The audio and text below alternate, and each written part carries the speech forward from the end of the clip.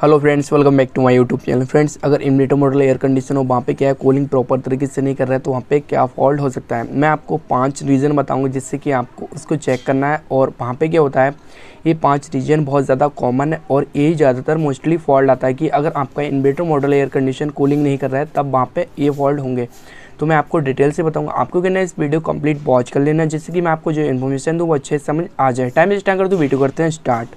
Point number 1, आपको check करना है सबसे पहले आपका यूनिट जो एकदम प्रॉपर तरीके से सर्विस होना चाहिए। उसका क्या होता है, जो कूलिंग कॉइल होती है वो एकदम डस्ट नहीं होना चाहिए, नीट एंड क्लीन होना चाहिए। उसके बाद आपको ब्लोरोमीटर देखना है, ब्लोरोमीटर डस्टी नहीं होना चाहिए, एकदम नीट एंड क्लीन होना चाहिए।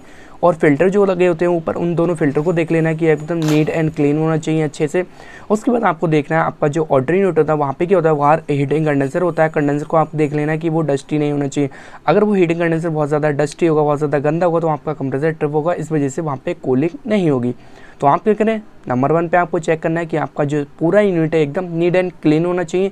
आपकी कूलिंग कॉइल, फिल्टर, आपके जो ब्लोअर मोटर था वो, और उसके बाद ऑर्डर यूनिट का हीटिंग कंडेंसर, ये चीज़ आपको नोट करनी। एक एक चीज़ आपको देख लेना। अगर ये डस्ट है तो आप इसको नीट एंड क्लीन करें, सर्विस कराएं। उसके बाद आपकी जो प्रॉब्लम है कूलिंग की वो सॉल्व हो जाएगी। पॉइंट नंबर 2, आपको नोट करना है कि आपका जो ऑर्डर यूनिट की फ़ैन मोटर होती है वो एकदम प्रॉपर तरीके से रनिंग कंडीशन में होना चाहिए।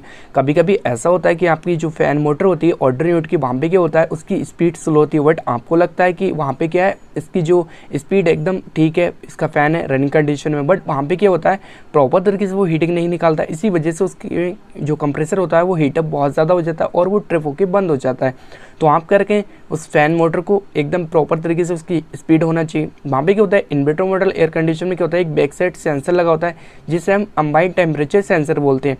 तो ये सेंसर क्या होता है, ये बाहर के टेम्परेचर को सेंस करता है, उसी के अकॉर्डिंग ये फीडबैक देता है आपके फ़ैन मोटर को। यहाँ पे क्या है लो, मीडियम, हाई स्पीड होती है। तो इसमें क्या होता है 2 रीज़न होते हैं। एक तो आपका सेंसर एकदम प्रॉपर तरीके से होना चाहिए जो इस फ़ैन मोटर को, इस फ़ैन मोटर की स्पीड को कंट्रोल करता है। इसी के अकॉर्डिंग कंबाइंड टेम्परेचर के अकॉर्डिंग ही बाहर का टेम्परेचर देखता है। उसके बाद अगर बाहर का टेम्परेचर बहुत ज़्यादा हीट होता है तो ये फ़ैन की स्पीड बढ़ा देता है। अगर बाहर का टेम्परेचर मीडियम होता है तो मीडियम रखता है। अगर बहुत ज़्यादा मतलब बाहर का टेम्परेचर ठीक है, नॉर्मली है, और बाहर का वातावरण ठीक है तो उसके अकॉर्डिंग ये स्पीड फ़ैन की स्लो कर देता है। तो आप क्या करें, एम्बिएंट टेम्परेचर सेंसर को देख लें कि वो सेंस कर रहा है इसकी फ़ैन मोटर की जो स्पीड है उसको सेंस कर रहा है या फिर नहीं कर रहा है, ये फीडबैक दे रहा है फ़ैन मोटर को या फिर नहीं दे रहा है। तो आप वहाँ तक देख लें। उसके बाद हो सकता है पीसीबी में फॉल्ट हो तो आप पीसीबी भी चेक कर लें।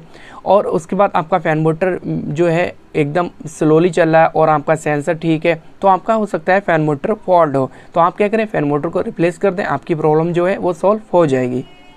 पॉइंट नंबर 3, आपको चेकआउट करना है कि आपके जो ऑर्डर यूनिट है वहाँ पे क्या है, आपको मीटर लेना है, मीटर को 720 वोल्ट एसी सेलेक्ट करना है। उसके बाद आपको देखना है यहाँ पे क्या है 220 से 240 वोल्ट एसी आना चाहिए। अगर यहाँ तक वोल्टेज नहीं आ रहा है, आपके वोल्टेज कम आ रहे हैं, हाफ वोल्टेज आ रहे हैं, तो वहाँ पे क्या होगा आपका कंप्रेसर प्रॉपर तरीके से नहीं रन कर पाएगा।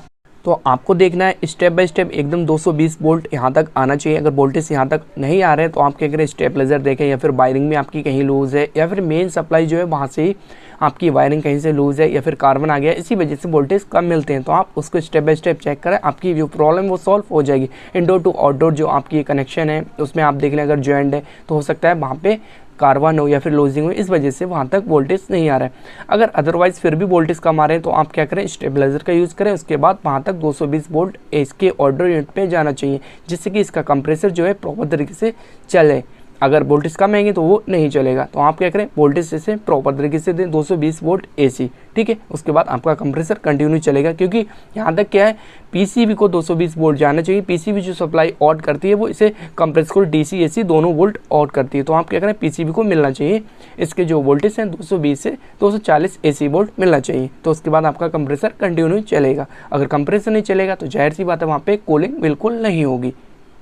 रीजन नंबर 4, आपको देखना है कि आपका जो कॉइल टेम्परेचर सेंसर होता है जो इसके कॉइल पे लगा होता है जिसे हम एपोरेटर बोलते हैं। तो यहाँ पे क्या कॉइल टेम्परेचर सेंसर पे लगा होता है, कॉइल जैसा बना होता है, ये जो होता है कॉपर का होता है। तो आप देख लें इस सेंसर को, अगर ये सेंसर के वायर कट जाते हैं, चुभ वगैरह काट देता है या फिर ये जो होता है आपका सेंसर अंदर से शॉर्ट हो जाता है तो यहाँ पे क्या होता है कि कूलिंग को सेंस नहीं कर पाता है, तो आपकी प्रॉपर तरीके से कूलिंग नहीं होती है और फिर वहाँ पे कंप्रेसर आपका जो होता है वेरिएबल स्पीड पे होता है। तो इसकी जो स्पीड होती है वो कूलिंग टेम्परेचर सेंसर होता है उससे ये जो पीसीबी होती है फीडबैक देती है कंप्रेसर को, कंप्रेसर आपका उसी के अकॉर्डिंग चलता है। अगर आपका सेंसर ख़राब होगा तो ये काम नहीं करेगा। तो आप क्या करें, ऐसे इसी तरीके से आपको रूम के टेम्परेचर को भी देख लेना है। रूम टेम्परेचर सेंसर जो होता है उसको भी आपको देख लेना है कि इसका वायर कट नहीं होना चाहिए, वो अंदर से शॉर्ट नहीं होना चाहिए। अगर ये दोनों सेंसर आपकी ख़राब होंगे तो वहाँ पे क्या होगा, प्रॉपर तरीके से कूलिंग नहीं हुई और इसकी जो पीसीबी होगी वो फीडबैक कंप्रेसर को प्रॉपर तरीके से नहीं आउट कर पाएगी। तो आपका जो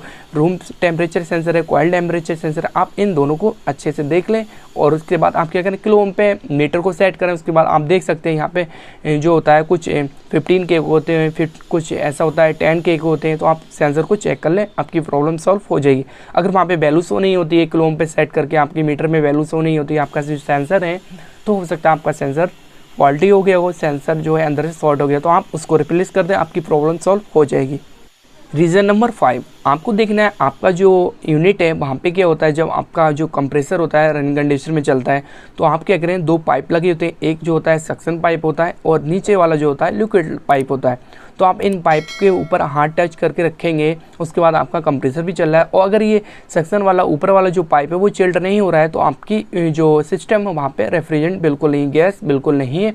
या फिर आप ऐसा करें, आप क्या करें, गेज लगाएं, गेज मीटर लगा के उसके बाद आप पे गैस देख सकते हैं कि गैस उसमें प्रॉपर तरीके से है या फिर नहीं है। अगर गैस नहीं होगी तो आपका सिस्टम बिल्कुल कूलिंग नहीं करेगा।